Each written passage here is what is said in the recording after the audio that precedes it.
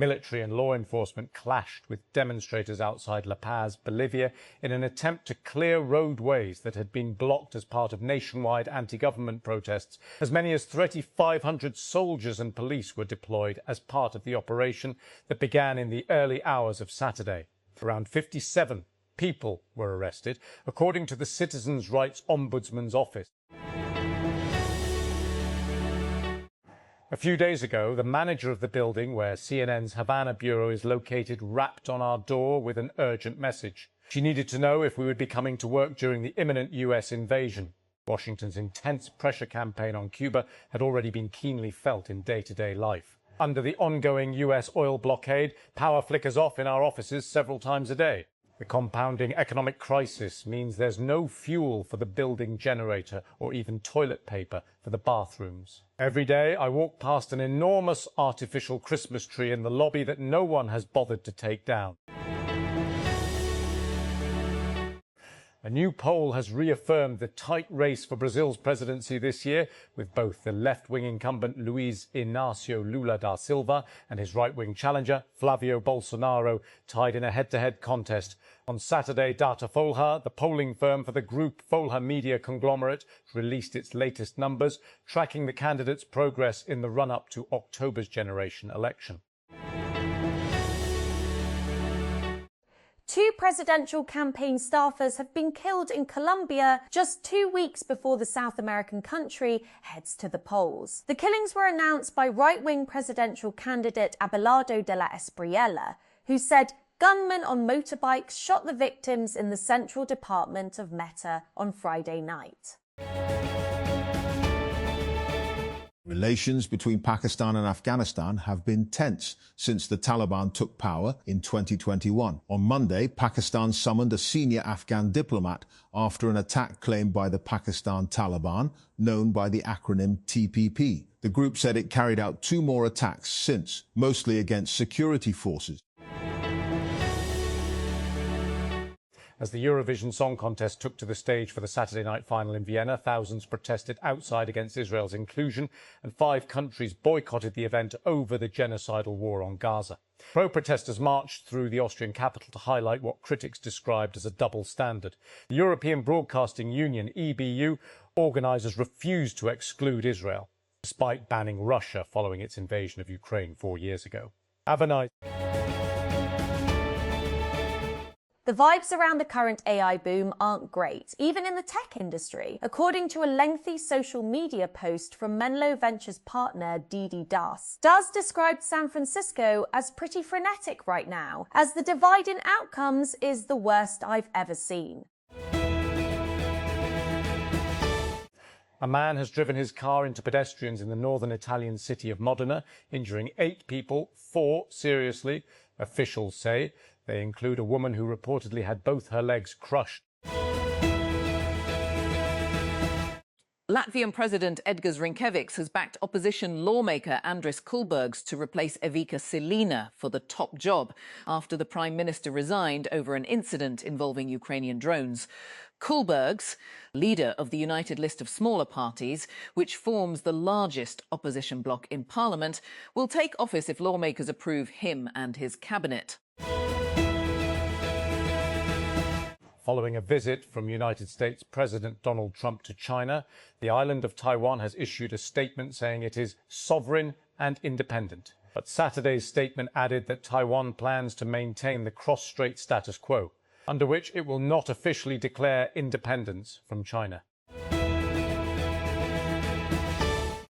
AI-powered marketing platform Nectar Social announced Thursday that it raised a $30 million Series A round led by Menlo Ventures and its Anthology Fund, which was created alongside Anthropic.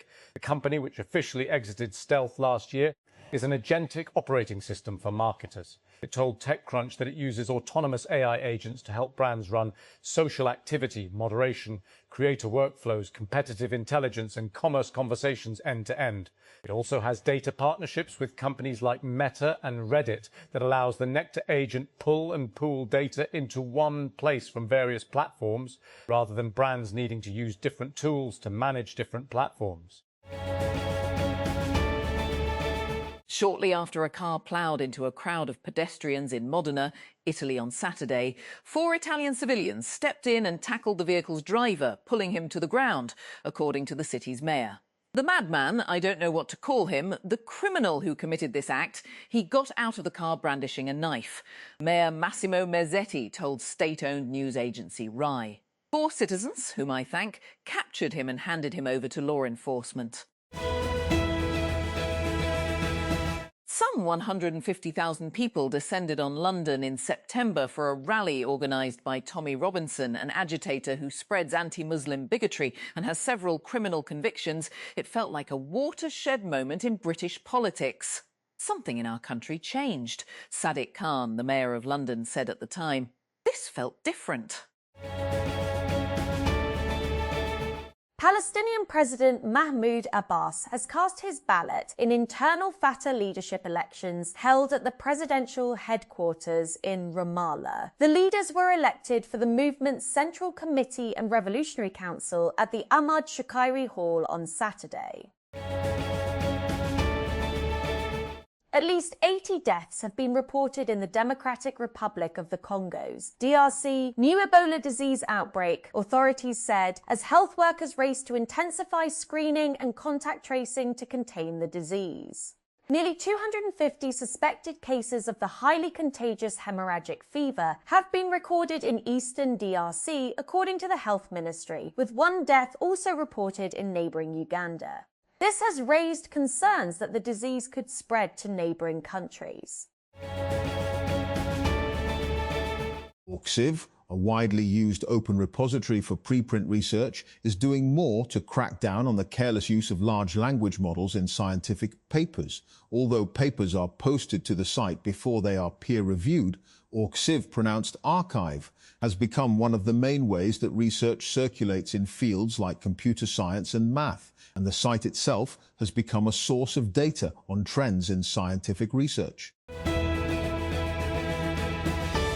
A driver injured 7 people, 4 of them badly, when he drove on a sidewalk in the northern Italian city of Modena on Saturday, and then got out, possibly, accounts said the driver. Urged in his 30s, apparently, aimed for the sidewalk, hitting a bike, then crashed while slamming head-on into a woman, badly hurt with both legs crushed. Mayor Massimo Mezzetti told local media and the ANSA news agency. Following a Washington. The United States is entering a period of structurally higher industrial natural gas demand, with consumption expected to remain at record levels through at least 2027, even as the Iran war intensifies disruptions across global oil markets and tightens energy supplies worldwide. According to the latest short-term energy outlook from the U.S. Energy Information Administration, EIA, industrial natural gas consumption in the United States averaged a record 6 billion cubic feet per day, BFEV, exceeding the previous high of 23.4 BFEV recorded in 2023. Islamabad. Federal Investigation Agency FIA Director General Dr. Usman Anwar took notice of an incident during a raid in Karachi's Sarafa Bazaar and sought a detailed report within 48 hours. On May 15, 2026, the agency carried out a raid on a jewellery shop in the market, targeting alleged silver smuggling. Timmy, the young humpback whale who was stranded for weeks in shallow waters, has been found dead just off Denmark's coast, according to the Danish Environmental Protection Agency, just weeks after a controversial rescue effort set him free. The stranded humpback whale near Anholt is the same whale that was previously stranded in Germany and was the subject of rescue attempts. Jansen, head of division at the Danish Environmental Protection Agency, told CNN on Saturday. West Streeting, the former British Health Secretary, who resigned from the government this week, says he will run to replace Prime Minister Keir Starmer when the contest is triggered. Starmer's government has been on the edge, with the United Kingdom leader facing calls for resignation since his ruling Labour Party suffered disastrous local elections.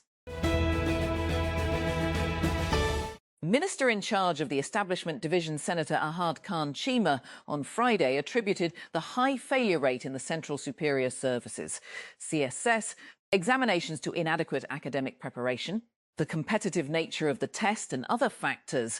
The question was raised by PPP member of the National Assembly, MNA Sehar Kamran, who asked about the mechanism, criteria and process of the civil service examination for the induction of civil servants, as well as the reasons behind its high failure rate. Gunmen have kidnapped more than 50 children from 3 schools in the same town in northeastern Nigeria. Teachers and parents have told the BBC. Most of those missing are aged between 2 and 5 years old.